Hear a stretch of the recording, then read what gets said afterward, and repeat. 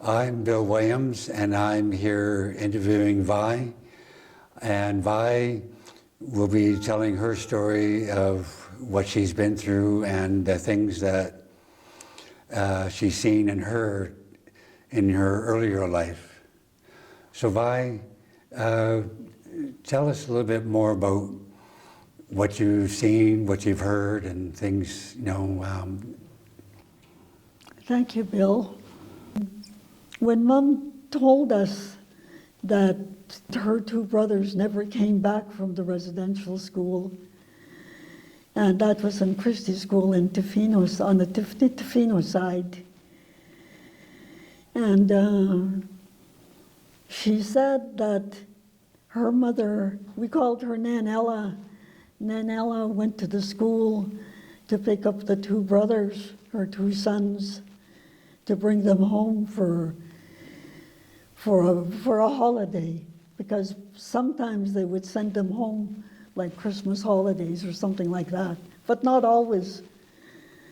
And she had picked them up one time for just like a long weekend. And she'd ask them, are you okay? Are you happy there? And the younger one said, no, I want to be home. But he didn't describe anything to her as to what was happening. And so she brought them back to the school. They continued on there. And then the second time she went there, she told them at the school that she came to pick up her two sons. And they told her that they weren't there. And she was just stunned. She didn't know, how could you not know two young boys were missing, and how could you not even find out what happened? And there was no response from them. And so she left. She was just too taken aback and beyond belief that they would not know where her two sons were and why they were not there. So my grandmother, Nanella, she was a singer, she was a dancer, she was a songwriter, used to, after that, would often take the time to just get away and do her singing and her drumming. But soon after, she started drinking. She started drinking heavier and heavier. Mom did ask her, if they died, how come they didn't tell us? Where would they go? Christie School, it's not easy to get off the grounds. And she, her mother couldn't answer. And then much later, we started hearing about children that were missing, and some of them had died, and were told they died from illness or TB or something else, some other illness. And were asked to just take them to the doctor. And more, their response was, we don't have the funding to call the doctor in. More and more, the school system, whether it was a church or an organization, it didn't faze them anymore. That the kids were dying, or they were not well, or they left, which was what they always said, they left. And so when Mom first told me about her two brothers, I asked her at that time where if they had died, where would they bury them? Why didn't they bring them home? I said, I see in our gravesite, our own in the community, there was very, very old graveyards of people, of our people that have died. And I said, why didn't they bring them home to bury them? And she couldn't answer. Often during my term as a manager in our tribe, I often had staff meetings because I could see some of the staff had hard days and lots of times from remembering their second, third, fourth generation in our community of the residential school. Our people, I found over the years, living in the community, working with them, working with our own people, is that they're very resilient. They don't stay down a long time.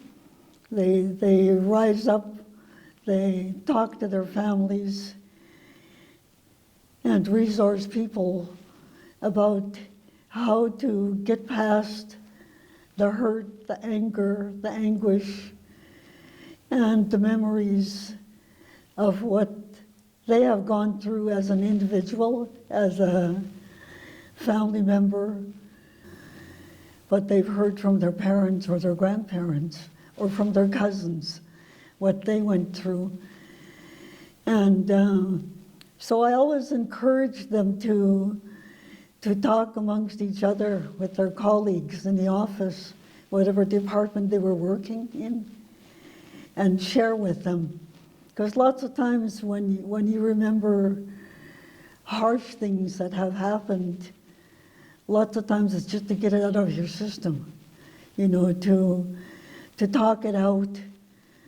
And sometimes we don't need answers. Sometimes we just need to release that.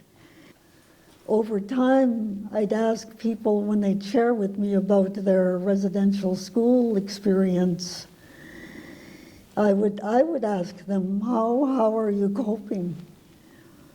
And some of them wouldn't answer. And I didn't push for them to answer, but I find out later that their families, their parents or their grandparents couldn't face up to and couldn't let go, or didn't know how to let go of that pain. How do you let go of pain of not even knowing where your son or your grandson or grandchild is alive or has died and maybe died alone? And so one person that really shared with me was a dear friend of mine who said that her family started committing suicide. They were part of the residential school, as their parents were. They started committing suicide because they felt they weren't normal with all of the abuse, whether it was beatings, raping.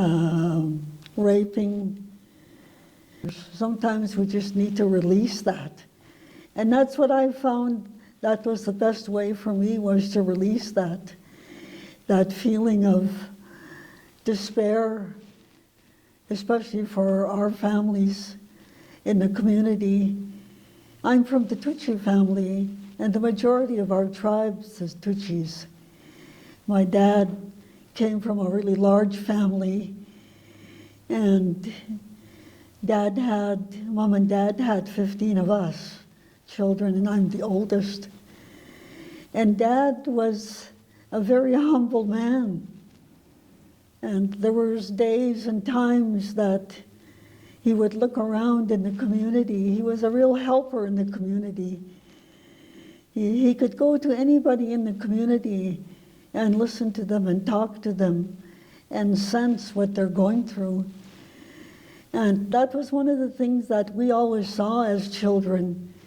was you learn to listen to the family, to listen to your friends, your colleagues, and not always have an answer, but just to listen and encourage them to either seek help or talk to their own immediate family members who they were close to. I've got lots of friends all across Canada and most of the states, United States, and hearing their story, and it's all similar, But what I find that is our people are very resilient, no matter where you go. And some of them, it took its toll, but they always found their way back.